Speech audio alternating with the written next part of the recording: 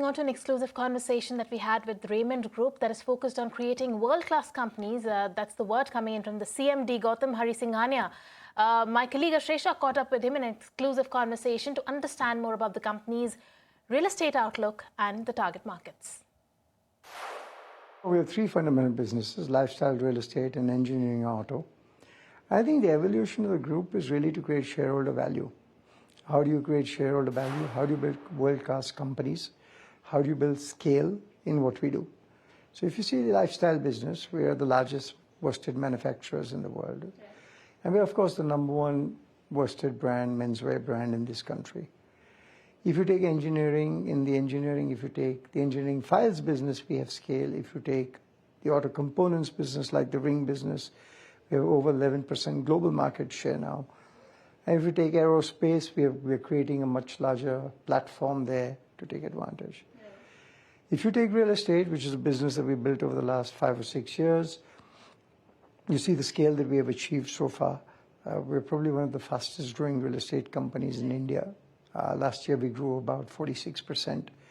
This year also we have significant growth plans. And I think as Modi ji's India is developing and India is growing, I think we have a tremendous country with tremendous opportunities. So as the whole ecosystem grows and as the economy grows, we want to be part of that. We'll talk about each of these individual businesses in just a bit. But before that, since you spoke about restructuring, let's also talk about that. Raymond Lifestyle was demerged. We then listed Raymond Real Estate as a separate entity. Do you think most of the unlocking benefits are behind us, or do you see more benefits that shareholders could enjoy going forward? Well, we did what is the right thing. Now it's for the shareholders to decide what the value creation is. As each business performs, I'm sure the market will see it and reward it or penalize it as they deem fit.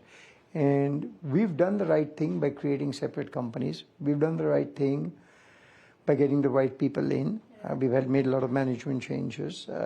We've done the right thing by putting the right governance into place. I think the driver's in the car on the way to Pune, so we'll see what comes on the journey.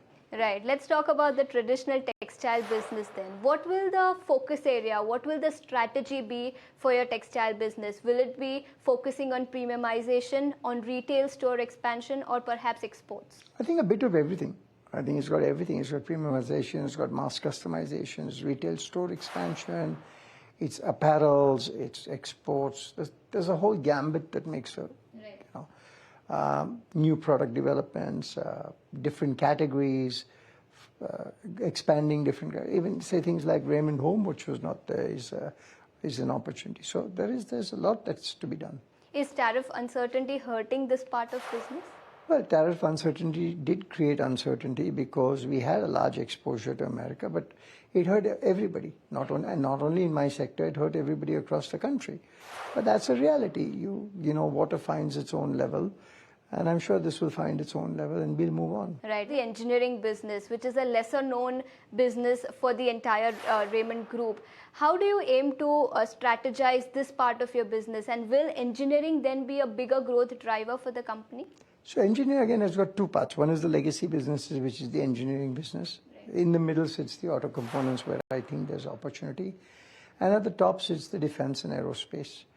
Aerospace, we see a big opportunity because India is making India stories there.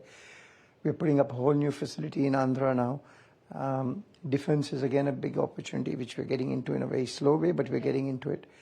And these are high technology items, high technology issues. So I think there's a great opportunity there. And will this segment be a big growth driver for the entire group? I think each business will have its own growth drivers. I think it'll be a big shareholder value creation opportunity for us. Okay, and let's also talk about the real estate business. You've been focusing on premiumization within this category. What is the pipeline that you're looking at? Any particular geography that you're focusing on? So geography, we're basically focused on Bombay. And we're not in the premium segment. We're in the mass customization, affordable luxury segment, what we call. So I think whatever we're doing in the affordable luxury segment. Fortunately, the Raymond brand has delivered on the promise that it's made. We're the only company delivering 2 years ahead of RERA. So having said that, I think there's a great opportunity within Bombay, and we look forward to the same. And how will Raymond Realty try to differentiate itself from the other peers in the same? Quality. I mean, our quality, our brand, our product, our delivery, execution, it all adds up to a preferred product.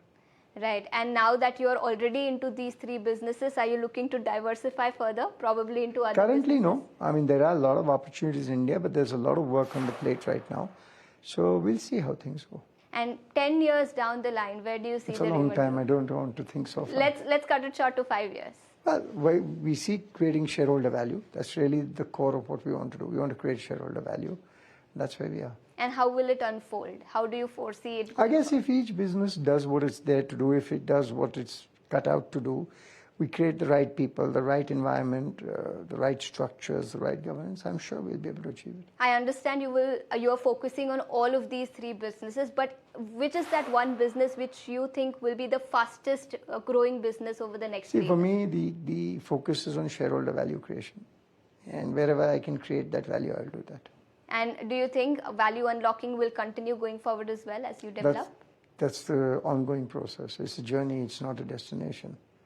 Okay. And any other business that you're looking to diversify into? Currently, nothing. We have our hands full.